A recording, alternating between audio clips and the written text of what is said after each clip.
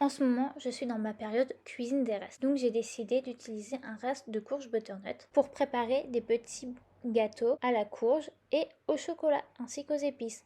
On commence par éplucher, puis on enlève les graines de la courge et on la coupe en petits morceaux et on la fait cuire à la vapeur. Une fois que c'est cuit, on l'écrase pour obtenir de la purée, puis on ajoute le sucre ainsi qu'un petit peu de vanille liquide, on mélange et j'ajoute ensuite l'huile. Dans un autre saladier, je mets tous les ingrédients secs, la farine, le sel, le bicarbonate, le 4 épices. J'ajoute la purée et je mélange de nouveau, puis j'ajoute les pépites de chocolat. On remélange bien le tout et je fais des petits tas à l'aide d'une cuillère à glace, comme ça ils sont plus réguliers. J'enfourne pour 15 minutes à 180 degrés Celsius. Pour le goûter, vous voulez une recette facile et rapide, préparez ces beignets au yaourt.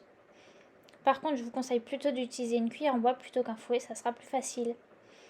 Si vous n'avez pas de poche à douille pour réaliser ces beignets, vous pouvez très bien vous munir d'un sac congélation ou alors les faire à l'aide de cuillères. Pour le sucre, vous pouvez utiliser très bien du sucre à la vanille, du sucre à la cannelle ou du sucre nature.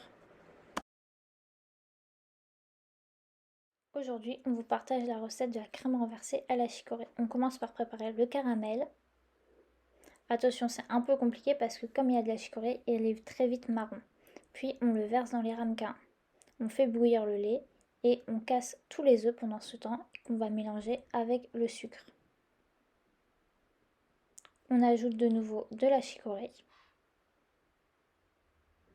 Puis le lait brûlant. On verse dans les ramequins.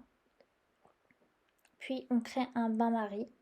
On enfourne 30 minutes à 180 degrés Celsius. On teste la cuisson à l'aide d'un couteau. Puis on laisse refroidir toute la nuit avant de déguster. Vous avez chaud? Testez cette recette de salade de pastèque au citron.